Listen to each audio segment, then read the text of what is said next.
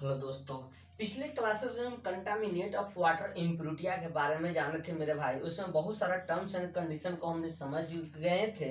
आज की क्लासेस में हम जानेंगे अगले टर्म्स एंड कंडीशन, अगले कंटामिनेट ऑफ इम्प्यूरिटिया इन प्रेजेंट ऑफ वाटर मेरे भाई।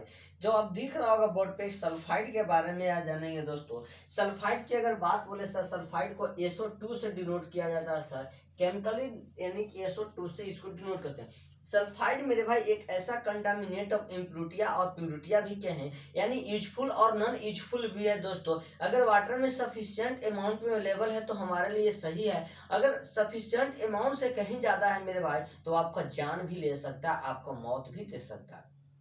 तो बात आती है सर कि कितना यह सफिशिएंट अमाउंट तक वाटर में होना चाहिए। तो बात करें अगर हम दोस्तों डोमेस्टिक पर्पज से जो वाटर यूज किया जा रहा है, उस वाटर में सल्फाइड की अमाउंट मेरे भाई 200 से लेके 400 mg पर लीटर होने चाहिए। मीन्स आपका जो भी डोमेस्टिक पर्पज से हम वाटर को यूज करते हैं सर, उस डोमेस्टिक पर्पज से जो भी वाटर यूज किया जाता है उस वाटर में जो सल्फाइड की मात्रा होनी चाहिए सर 200 से 400 mg पर लीटर होनी चाहिए। और अगर बात करें सर कि यह इससे ज्यादा हो जाए तब क्या होगा मेरे भाई, अगर 200 से 400 mg पर लीटर ज्यादा हो जाए तो वह सल्फाइड आपका जान भी ले सकता है। और जान लेने का मतलब हुआ मेरे भाई कि यह इतना घातक बीमारी उत्पन्न करेगी आपकी बॉडी में जिससे आपको अनुमान भी नहीं था। सल्फाइड की मात्रा अगर ज्यादा हो जाए मेरे भाई तो लूज मोशन स्टार्ट हो जाता है सर। लूज मोशन के साथ साथ हम जाने सर कि डायरिया भी स्टार्ट हो जाता है। डायरिया एक ऐसा खतरनाक बीमारी है दोस्तों जो पूरा का पूरा गांव, पूरा का पूरा शहर को खत्म कर देता था, जैसे भी कोरोना वायरस है। कोरोना वायरस का अभी तत्काल अभी टाइम में कोई दवाई नहीं है दोस्तों, उसी तरह से डायरिया का भी दवाई पहले नहीं था। डायरिया पूरा का पूरा गांव सफर चट हो जाता, पूरा पूरा गांव डेड का पूरा गांव मतलब खत्म हो जाता दोस्तों। इस ऐसा सिचुएशन आता था डायरिया में। सल्फाइड इतना घातक बीमारी है। हाँ, अगर यह सफिशिएंट अमाउंट में आपके वाटर में अवेलेबल है तो आपके बॉडी के लिए बहुत हेल्पफुल है। लेकिन अगर यह 200 से 400 mg पर लीटर से ज्यादा होने लगा, जैसे ही ज्यादा होने लगा आपका पारा बढ़ने लगा, आप बीमार ग्रसित होने लगे। ठीक है, चलिए आगे हम जाने कि सर वाटर में सल्फाइड की मात्रा कितना है, कितना कम है, कितना ज्यादा है। इसको निकालने के लिए हम टर्ब्यूट्रीमेट्रिक प्रोसेस को अपनाते हैं दोस्तों।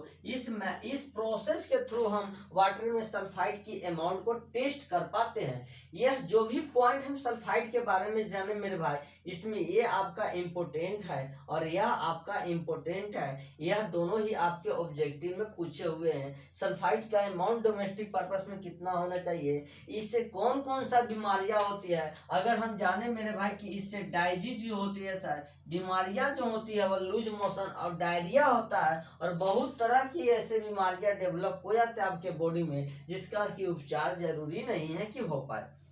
अगला कंटामिनेट की अगर हम बात बोले मेरे भाई, फ्लोराइड की बात बोले सर, फ्लोराइड को हम एफ से डिनोट करते हैं। फ्लोराइड की बात बोले तो एफ से डिनोट करते हैं। फ्लोराइड एक ऐसा कंटामिनेट ऑफ इम्प्यूरिटिया है मेरे भाई कि अगर आपके अमाउंट में सही, अगर आपके वाटर में सही अमाउंट में अवेलेबल है दोस्तों तो बहुत ही ज्यादा आपके लिए यूजफुल है। अगर वह ज्यादा होने लगेगा दोस्तों तो वह नॉन यूजफुल हो जाएगा ही नहीं। कभी कभी ऐसे देखोगे किसी के जवानी में दांत गिर गए, रीजन है दोस्तों दांत गिरना, यानी वो एक ऐसे वाटर को यूज कर रहा है जिस वाटर में फ्लोराइड की मात्रा बहुत ही ज्यादा है। यानी बोले तो सर फ्लोराइड की मात्रा कितनी होनी चाहिए वाटर में जिससे हमारे लिए यूजफुल हो।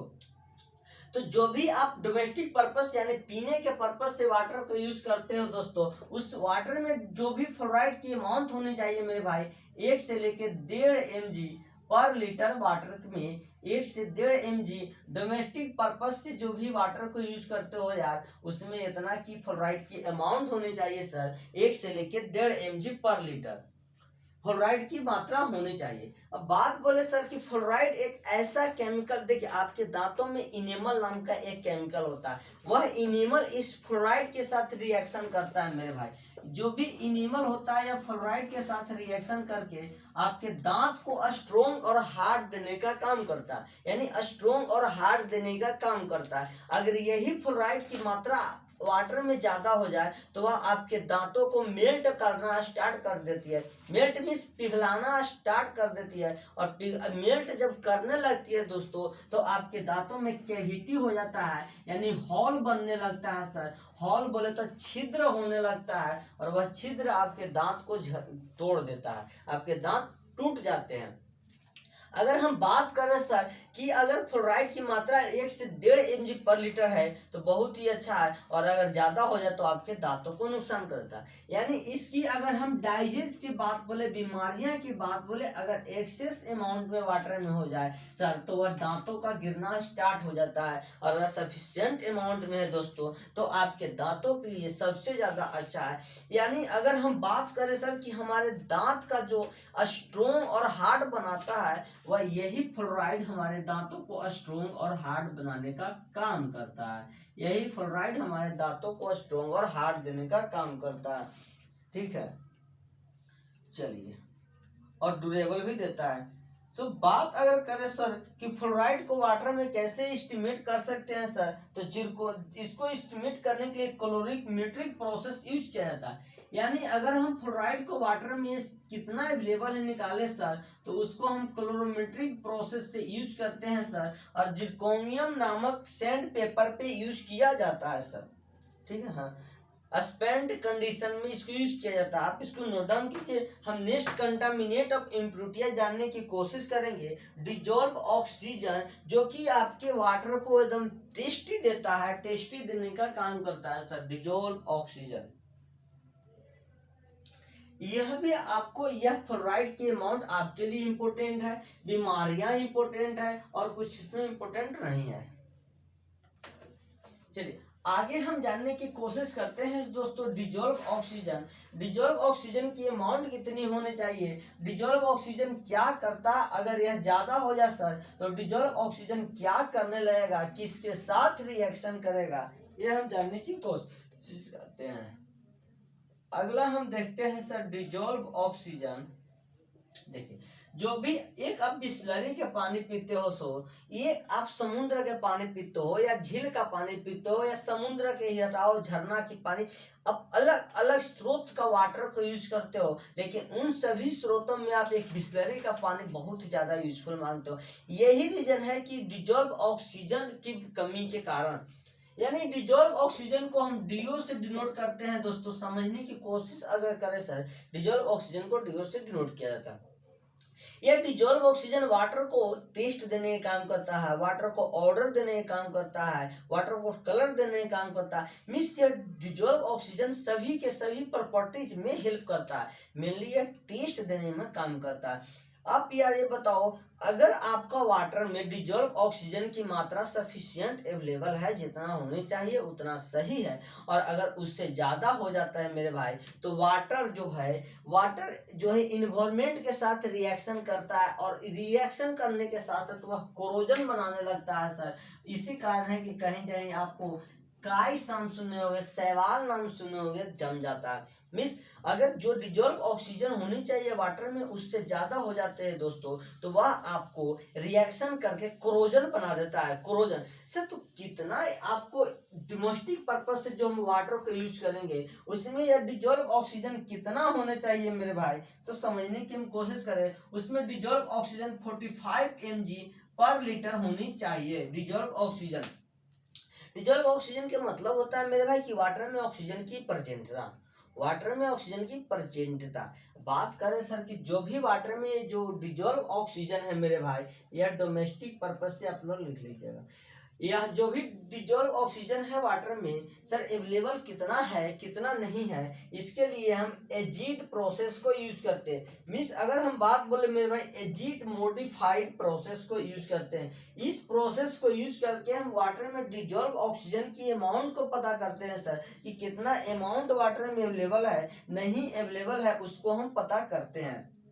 ठीक, बात करें सर ड्रिंकिंग पर्पस से, अगर हम बात करें सर ड्रिंकिंग पर्पस से, देखिए ये जो डोमेस्टिक पर्पस से होता है इस ज्यादातर आपके एग्जाम में नहीं पूछता है सर, लेकिन ये डिजॉल्व ऑक्सीजन पूछता है कि डिजॉल्व ऑक्सीजन ड्रिंकिंग पर्पस से वाटर में 3 से 4 ppm होना चाहिए सर। 3 से 4 ppm होना चाहिए। यही डिजॉल्व ऑक्सीजन की बात होती है सर। डिजॉल्व ऑक्सीजन 4 से 5 ppm होती है।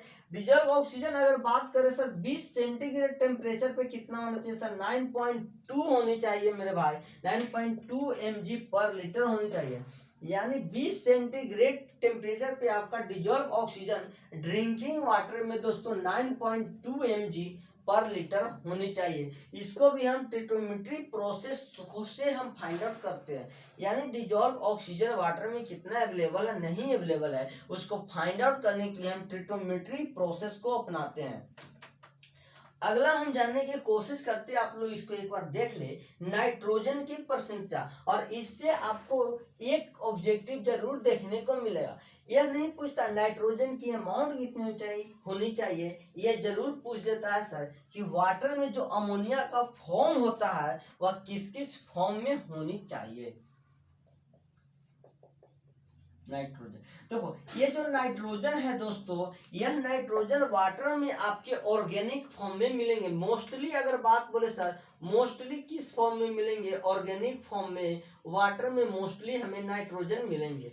यह जो नाइट्रोजन है वो अमोनिया के फॉर्म में भी हो सकता है मेरे भाई, फ्री अमोनिया के फॉर्म में भी हो सकता है, ऑर्गेनिक के फॉर्म में भी हो सकता है सर, नाइट्रेट के फॉर्म में हो सकता है, या नाइट्रेट के फॉर्म में हो सकते हैं सर, फ्री अमोनिया के फॉर्म में भी हो सकते हैं, या नाइट्रेट के फॉर्म में भी हो सकते हैं सर, या नाइट्रेट के फॉर्म में भी हो सकते हैं मेरे भाई, या ऑर्गेनिक के फॉर्म में भी हो सकते हैं। यह आपसे जरूर देखने को मिलता है सर, यह चारों आपको देखने को मिलेगा। और बोले नाइट्रोजन की प्रसिद्धता वाटर में सर 45 mg पर लीटर होनी चाहिए।